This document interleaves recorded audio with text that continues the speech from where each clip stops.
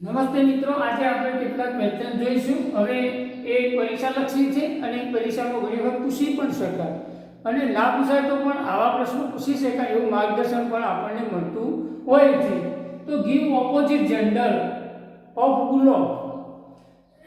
હવે ઓપોઝિટ એટલે વિરોધી થાય અને જેન્ડર એટલે જાતિ થાય.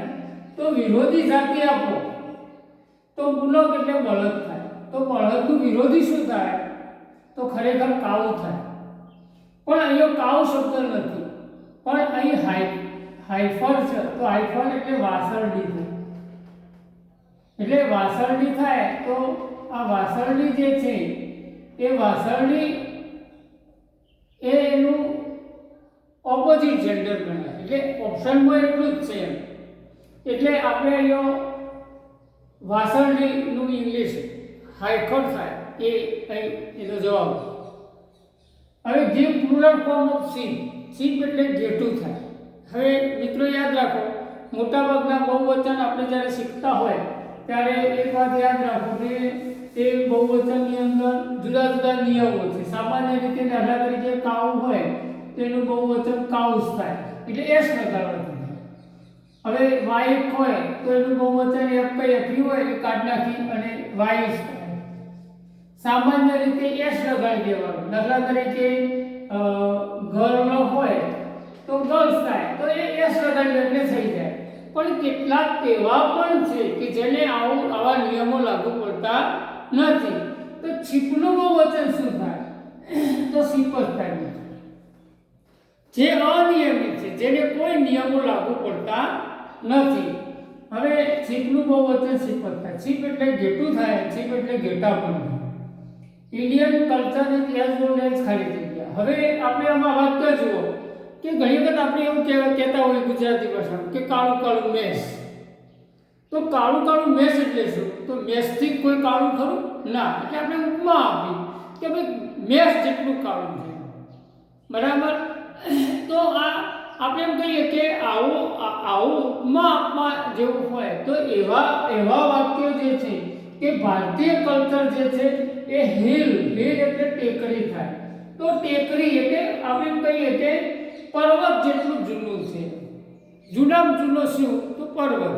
તો એવા આ વાક્ય એ ટાઈપનું છે કે ઉપમા આપવાનું કે ભાઈ પર્વત જેટલી જૂની સંસ્કૃતિ છે. Past participle of sow. Sow એટલે વાવવું થાય. આપણે જ્યારે કલ્ટિવેટ ખેતર ખેડીએ પછી વાવીએ એટલે ઇંગ્લિશમાં શો કરી કહેવાય. તો શો એટલે વાવવું. શું એનું ભૂતકાળ, પણ એ તો પાસ્ટ પાર્ટિસિપલમાં. તો પાસ્ટ પાર્ટિસિપલ શોન થાય, SOWN થાય છે. એટલે એનું પાસ્ટ પાર્ટિસિપલ ભૂતકાળ આપણને આવડવું જોઈએ. કેટલાક ક્રિયાપદો એવા છે કે એનું ભૂતકાળ અને ભૂતકૃદંત અનિયમિત ત્રણે ત્રણ જુદા થાય. તો એવા ત્રણે ત્રણ જુદા થતા એવું વાંચો.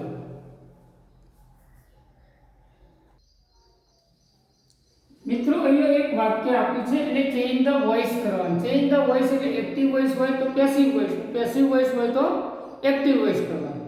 હવે અહીં all his friends laughed at હિમ.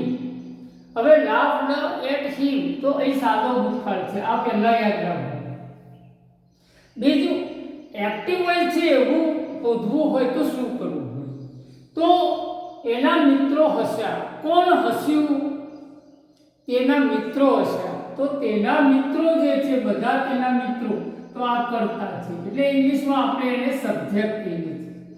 હિમ છે તો એનું ઓબ્જેક્ટ છે. તો સબ્જેક્ટ, ઓબ્જેક્ટ અને આ વર્બ છે. તો સબ્જેક્ટ, વર્બ અને ઓબ્જેક્ટ આ રચના છે. તો આ વાક્ય એક્ટિવ છે. હવે એને પેસિવ બનાવવું તો શું કરવાનું? તો હવે પહેલા આપણે આ હિમ છે એટલે કર્મને આગળ લાવવું પડે. એટલે હી થાય. ઓલ હિઝ ફ્રેન્ડ છે તો બાય ઓલ હિઝ ફ્રેન્ડ આ પાછળ જાય. ત્યાર પછી કયો કાળ છે? સાદો ભૂતકાળ છે. તો હી પ્રમાણે સાદો ભૂતકાળ શું લખાય? વોઝ લખાય. એટલે ટુ બી મૂકવું પડે. પેસિવ બનાવો તો ટુ બી ફરજિયાત જોઈએ. હવે આનું પાસ્ટ પાર્ટિસિપલ શું થાય? તેનું ભૂતકાળ લાફ્ડ થાય તો પાસ્ટ પાર્ટિસિપલ પણ શું થાય? લાફ્ડ થાય. હવે એના પાછળ એડ. હવે મિત્રો યાદ રાખો કે જો આવું પ્રેપોઝિશન ક્રિયાપદ પછી આવેલું હોય તો એની એ જગ્યાએ જ રાખવાની, એટલે આગળ પાછું કરવાનું નહીં, એટલે આપણે એ લખી દીધું. હવે ત્યાર પછી કર્તા જે છે એ મૂકી બાય ઓલ હિઝ ફ્રેન્ડ, એ આ રીતે પાછળ મૂકવું પડે.